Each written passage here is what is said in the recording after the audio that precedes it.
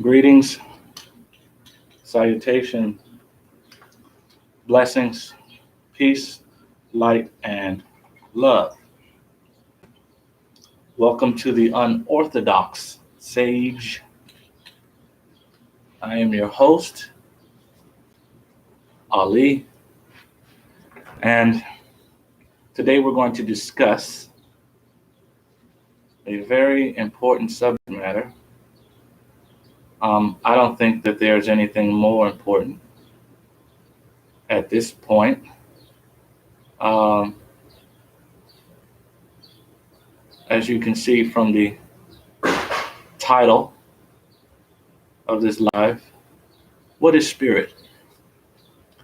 What is spirit? The short and simple answer is spirit is everything. Everything that exists. Everything that's observable, everything that is thought.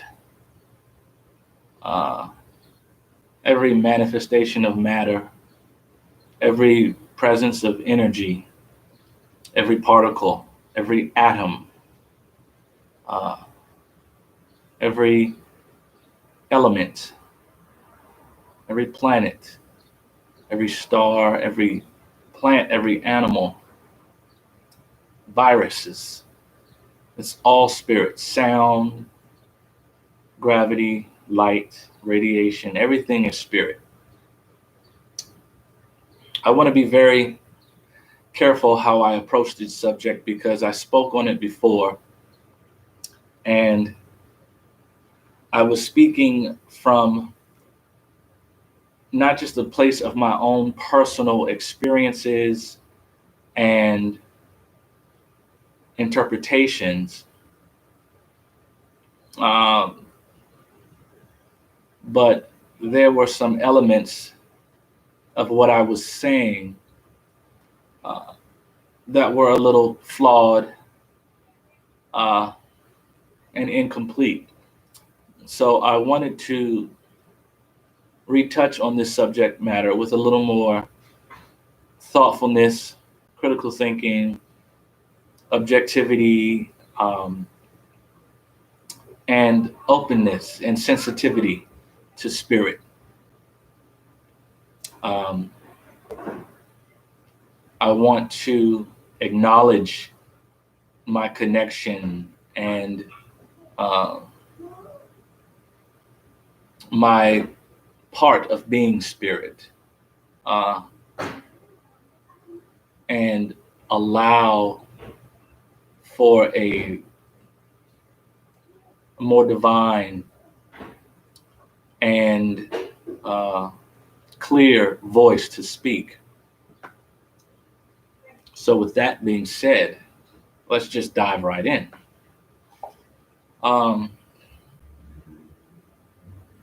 There's a scientific phenomena, a scientific law, principle, a scientific observation.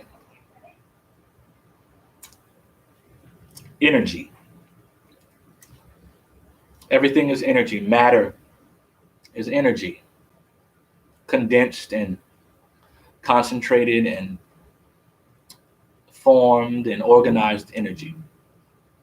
But the principle or the observation is that spirit, energy cannot be created.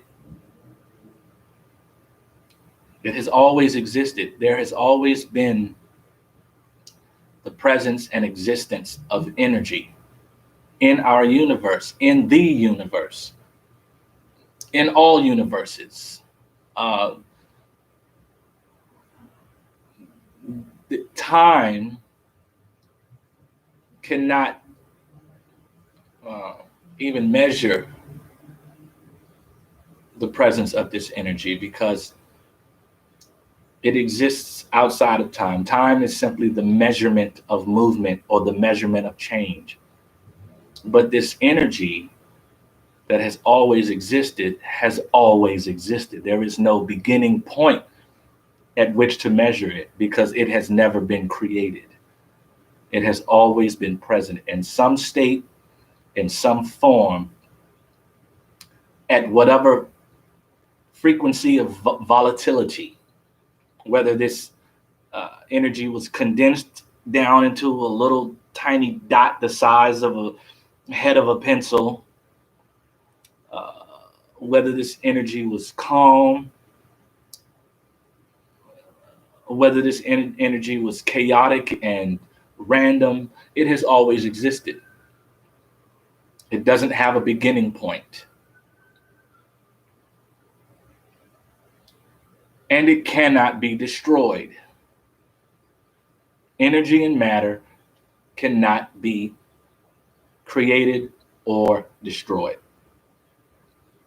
So, with that said, then we have to understand the nature of energy. And it makes us question,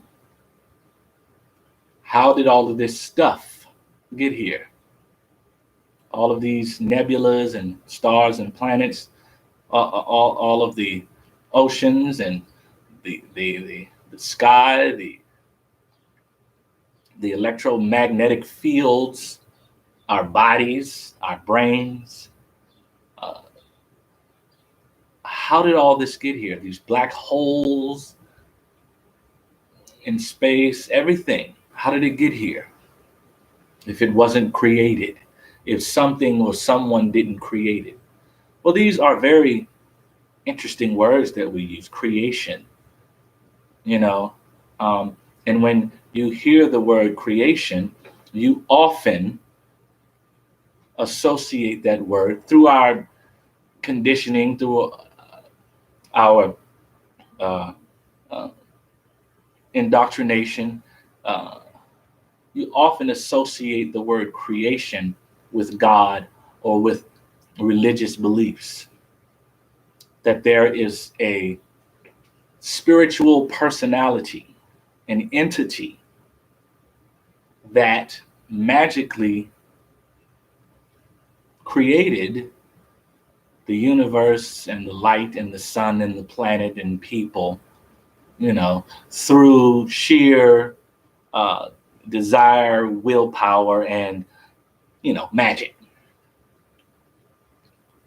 We envision, because of our indoctrination, because of our brainwashing, we envision an old white man with a big white beard and white hair sitting on a throne made out of yellow rocks, gold, that we find on this planet, surrounded by, flying little naked babies, and on this side, a river of bee vomit, honey, and on this side, a river of baby cow food, milk. I mean, who created and came up with these ideas to personify as God, as the creator of the universe? I think it's obvious at this point, if that is the image that you have, which a lot of people do, it was created by man and a certain category of men. But I think those of us who are educated and informed and in touch with spirit knows that those are folklore, fairy tale, legend. It's mythology. That one's a difficult one. Mythology. It's a myth, simply put. And a lot of those things were created for political reasons. A lot of them were created for social reasons, in terms of controlling how you think, controlling your behaviors, your spending habits, your associations. You notice a lot of religion also has sexism and xenophobia and racism. It promotes war with, the enemy, or non-believers, or, infidels or Gentiles. Many religions promote genocide, uh, uh,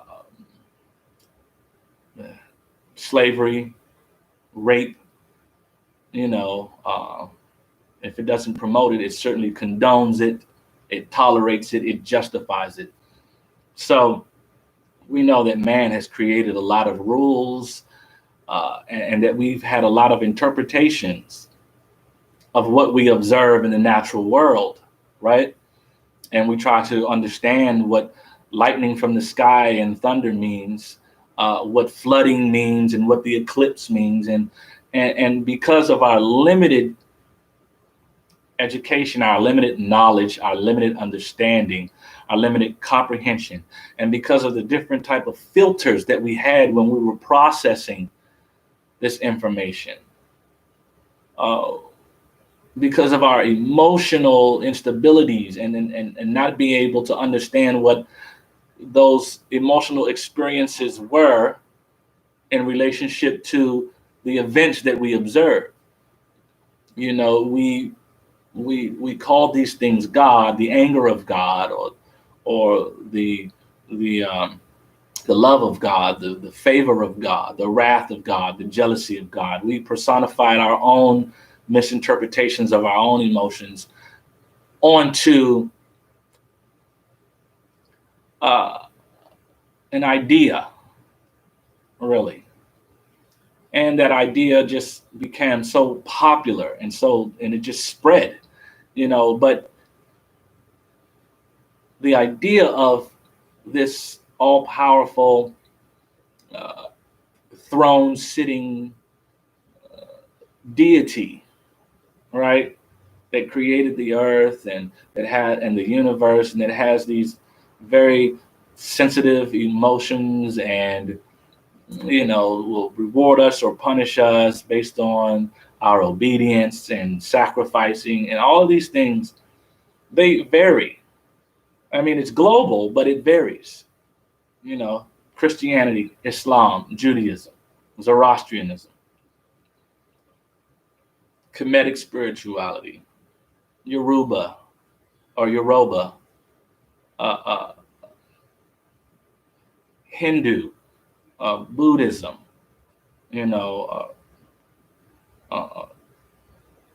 Rastafarianism, Wicca, and the list goes on and on and on.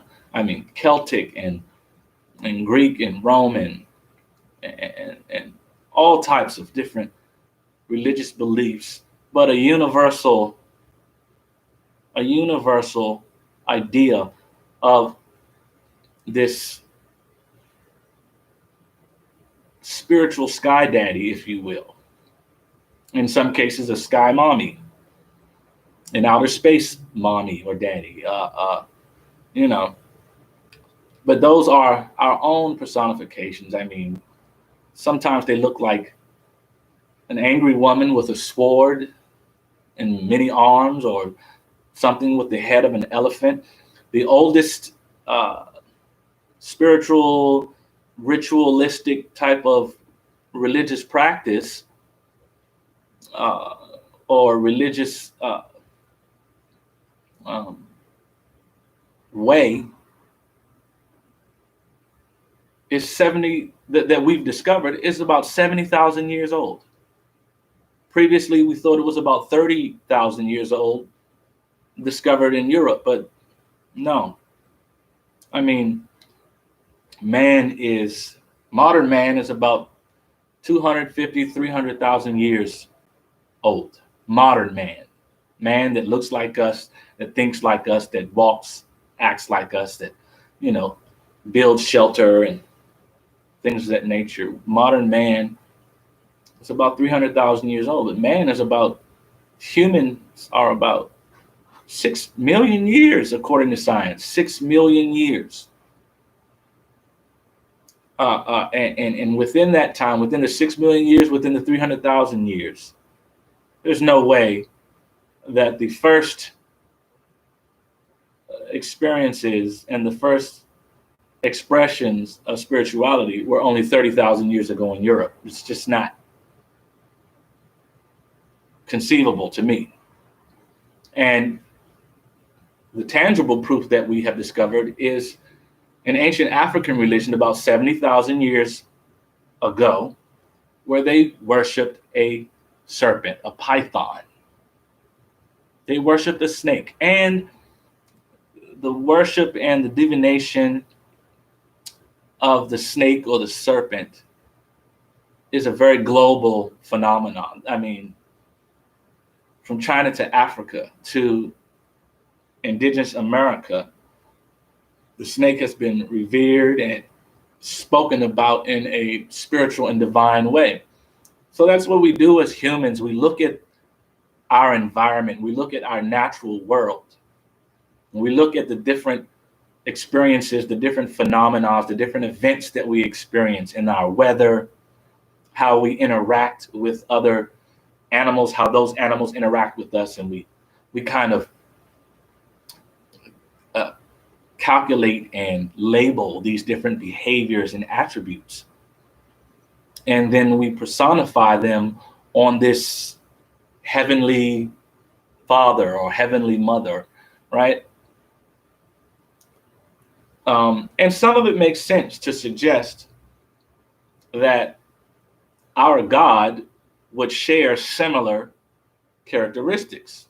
If we were created in that image, or created, from God's own imagination, if you will, desire. So,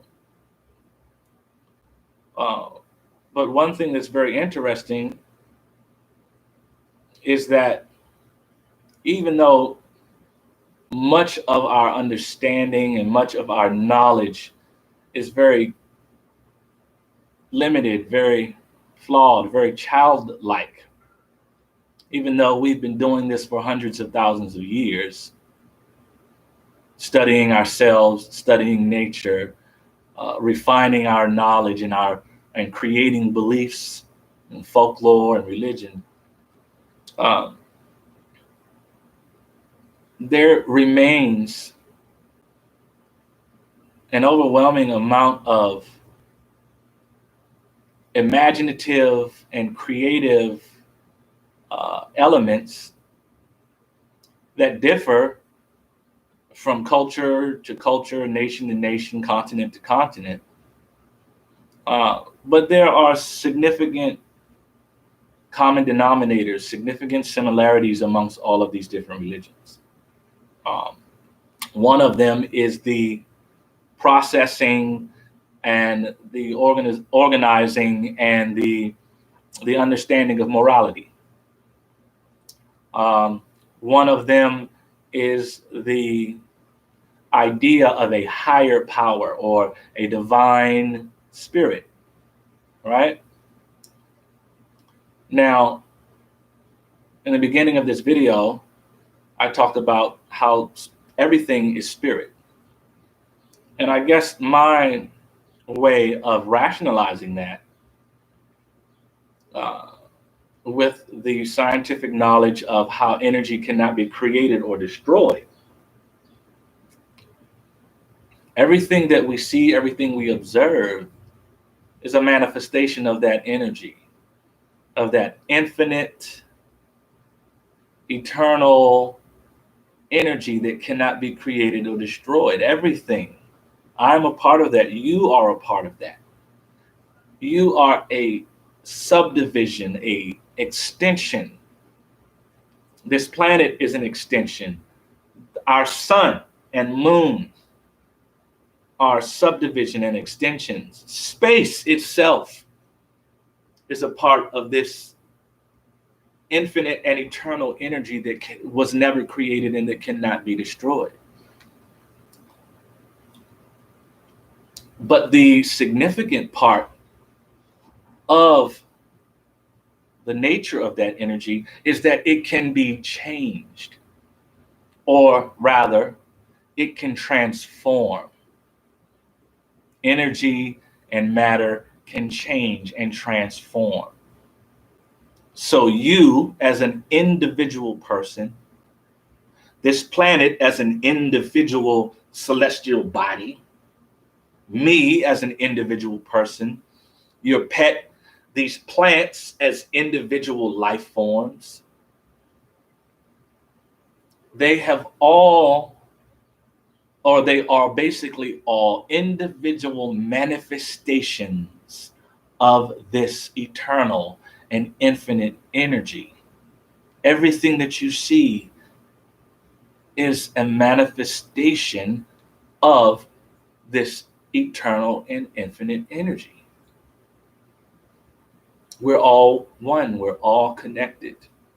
We are all individual manifestations of the great whole, the infinite whole, the infinite oneness. You, as you watch this video, are a part of the universe. You are the universe, observing another part of the universe, observing yourself. That's what we do. That's what self is everything. That's what we are. I and I, you and I, us, all that is. All is one and one is all. These aren't just bumper sticker slogans. This is the reality, of our existence, of our universe. You know, and this is what spirit is. Another attribute of this spirit, this infinite energy, this wholeness. Trees have roots that communicate to other trees. Communicate. They communicate. They interact. Animals have offspring. They feel, they protect, they give care, they sacrifice for those offspring. Right? All of these different characteristics are a reflection of consciousness. You are conscious. Plants are conscious. Animals are conscious. The planet is conscious. The entire universe is conscious, and that is backed up by scientific observation and theory. The universe is conscious. Therefore, the energy that the entire universe that you and I are created from is conscious. This is spirit. So when someone says God created the heavens and the earth, well, okay. This eternal, divine, conscious spirit, energy, formed parts of itself into other formations and manifestations. It concentrated parts of its energy. It organized parts of its energy consciously to create more conscious manifestations of itself, of ourselves. This is amazing. This is God. This is spirit. This is the universe. Right? So there you have it. So I personally don't accept and embrace the idea, oh, there's mind, body, and spirit. No, bruh, it's all spirit. The body is spirit. The mind is spirit. The brain is spirit. The soul is spirit. Your thoughts is spirit. The planet is spirit. Your emotions are spirit. Your attitudes is spirit. Your beliefs are spirit.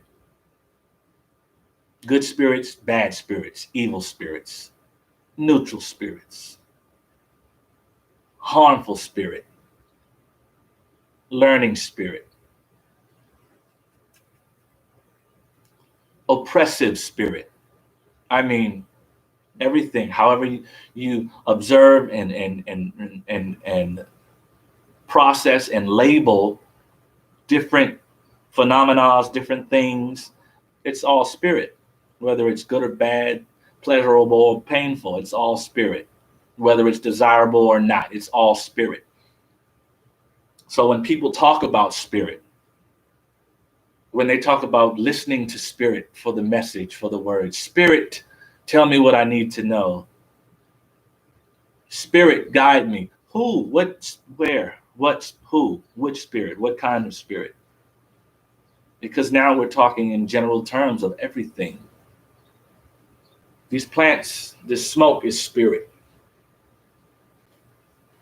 But many of us want to use the word spirit as a reflection or as a word to describe God, the most high, divine source energy. That's fine.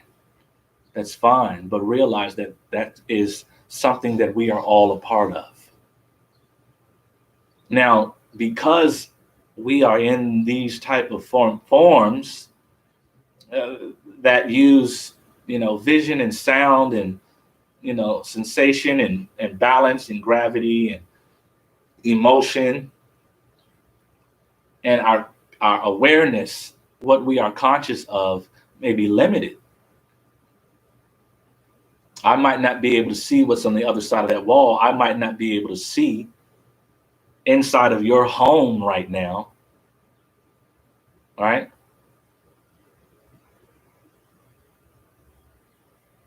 I might not be able to hear a tree fall in the forest because of the limitations that we perceive with these bodies.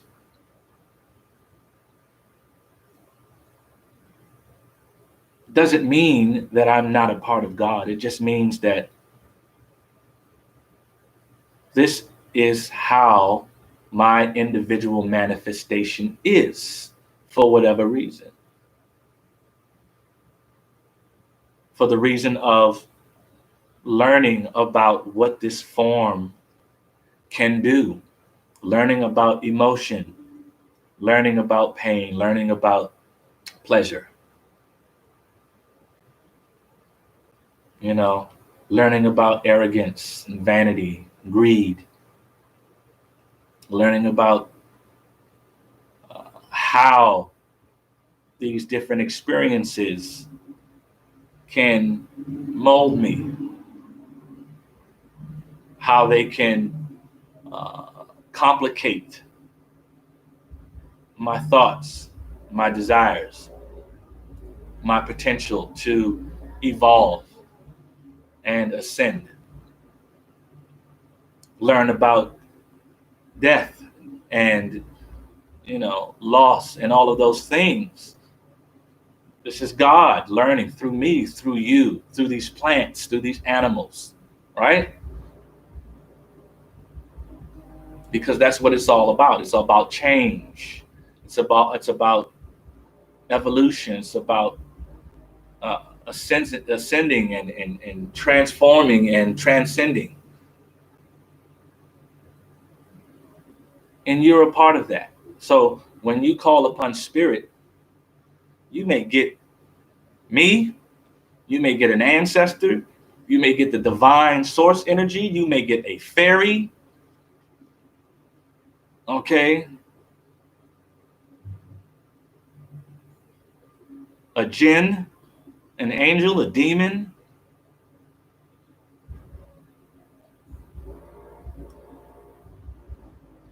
So I think it's important for us to understand not just what these terms mean, but it's important for us to also understand how we should be using them. Unfortunately, and this is an area where I want to be very careful and sensitive, is in how I express myself. There are many people who approach spirituality because in a very careless, selfish, and irresponsible way. Some people, many people, who we consider woke, people that have awakened, who have escaped psychological, mental slavery, inculcation, and indoctrination, brainwashing, people whose third eyes have opened to the reality and to the true nature of this existence. They're sincere about learning and growing and evolving. And then there are those people who get involved because it's a trend, because certain people that they are attracted to are spiritually minded. Everyone is spiritual. Everything is spirit. But there are those of us who are conscious of that and who treat each other accordingly. Right? And there are those of us who play with this shit like, it's a game. Trying to look cute, trying to impress somebody, trying to make some money, trying to get some attention, trying to fit in. That's not cool. But it is a reflection of your spirit, of the type of spirit that you are. It is a reflection of your individual manifestation, your purpose, right?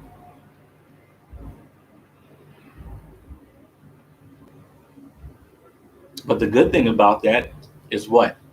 Change. Everything not only can change, but everything is changing. When we get older, we get wiser. We acquire more information.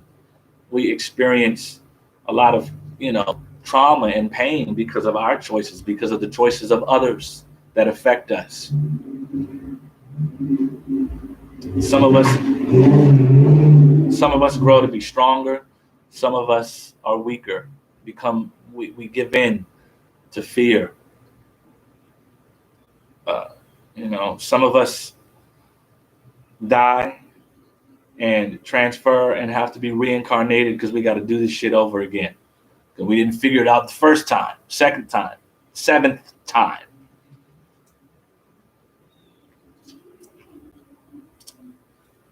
Whew, spirits. Yeah.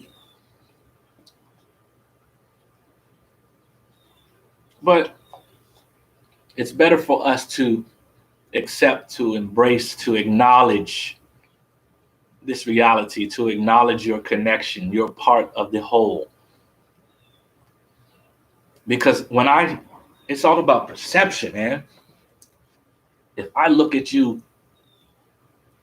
as beneath me, or it's like how white people were able to enslave people and to terrorize people across the whole planet, and how they justify their accomplishments. If it weren't for this savage colonial, pursuit, we wouldn't have all of the technology and comforts and luxuries that we have. And that's bullshit, but that's how they justify treating people like shit. That's how we justify killing animals to consume. That's how we justify chopping down trees to build our houses. We justify it, but in reality, it's a part of our spirit. It's a part of what we are. Well, what do you mean? Look at the planet around you. Look at the nature. Not just the planet, even the extraterrestrial, celestial bodies and phenomena. We are predatorial. Huh? Yeah, we're all predators. Even though you go to the grocery store and your meat's wrapped up for you so you don't have to do the dirty work, you're still a predator. You contribute to this system that that is predatorial towards other living creatures. You can't maintain this form of life without consuming another form of life. You got to eat. whether it's an animal or whether it's a plant. I mean, vegans and vegetarians don't get off because, you justify it. Oh, well, and animals, they have feelings. Yeah, well, plants have feelings too, you fucking, you know, uh, hypocritical, ignorant son of a bitch. Oh, well, animals are more like, what the fuck? Excuses. We are predatorial. You don't have to try to, you know, make yourself feel good. Well, that's what we do. I mean, that's just the whole process of morality and religion, is to help us cope with all this chaos, with the fact that we have to kill another living thing for us to survive. And then we have to feed our children with dead things or previously living things so that they can survive. And then we have to cut out a little piece of land so we can have security and comfort and safety, you know. And it just grows and grows and grows. And we destroy whole ecosystems, and we have wars, and we treat each other like you are disposable. You are compromising my life, my security, my safety, my ability to thrive, and to pass that on to my children. And we tell ourselves, well, because of our understanding and because of our experiences, we are the chosen children of God. You know, the audacity of a European white refugee to go to Southwest Asia, Northern Africa, the Middle East, and to proclaim that land theirs, to view those other people as inferior, as ungodly, as invaders, as undeserving. So we take their land, we take their houses, we kill them, their children, we shoot one in the head, one in the baby, one in the belly of a pregnant woman, and all those type of atrocities in the name of God, religion, righteousness, self-preservation, and all that shit, right? And that's where we are. The arrogance, the vanity, sanctimoniousness, self-righteousness. But if I were to view you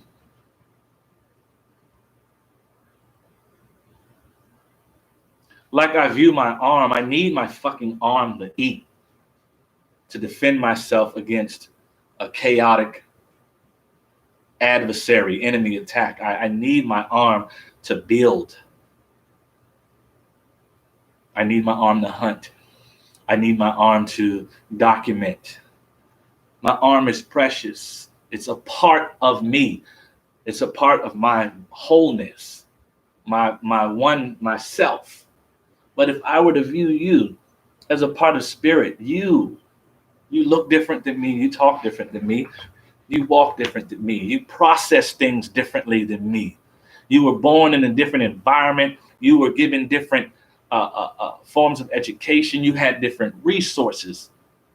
You are created genetically differently, with different strengths. You may see stronger. You might not hear as well as I do, but you are part of spirit, regardless of how you are formed, regardless of the color of your skin, the texture of your hair, the size of your nose, regardless of your religion, regardless of your name, regardless of the way you dress, regardless of what you eat. You are a part of spirit. You are a part of me, and I am a part of you. And if we value each other, if we perceive, so as a man thinketh, the way that you think, the way that you see, the way that you perceive what we consider external things determines how you treat those things.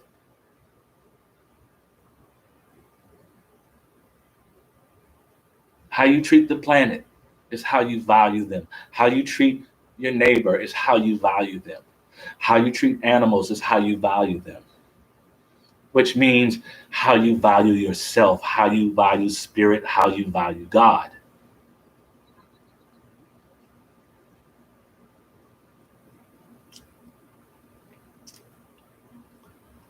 So even after 6 million years, after 300,000 years, after 10,000 years, after the pyramids,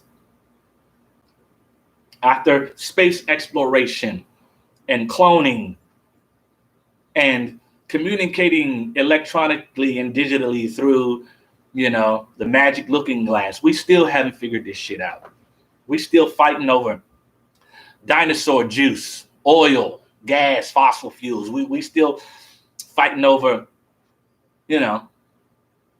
dumb shit, beliefs. Your elephant head God and, my God on the golden throne.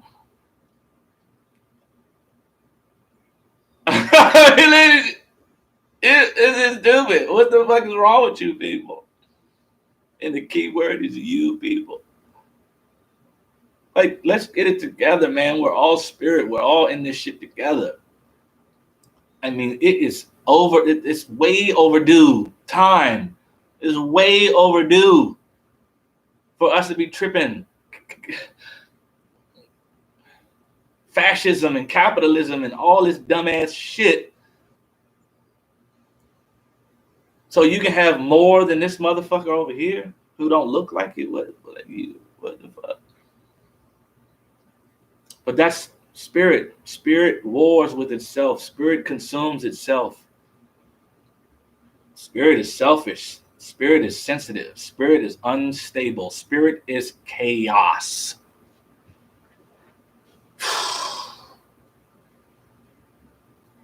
Trying to figure itself out. And that's our purpose, to figure ourselves out, knowledge of self, so that we can be harmonious within ourselves, within nature, so we can create a paradise for everything and everybody. All this damn knowledge and technology, and we still dumb as fuck, no?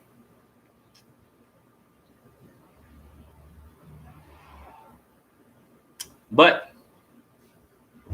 for those of you who know, keep up the good work. Peace, light, love, and blessings from the Unorthodox Sage here in my Washington, D.C. studios. I love you all. I wish you well. Be better. Do better. See you next time.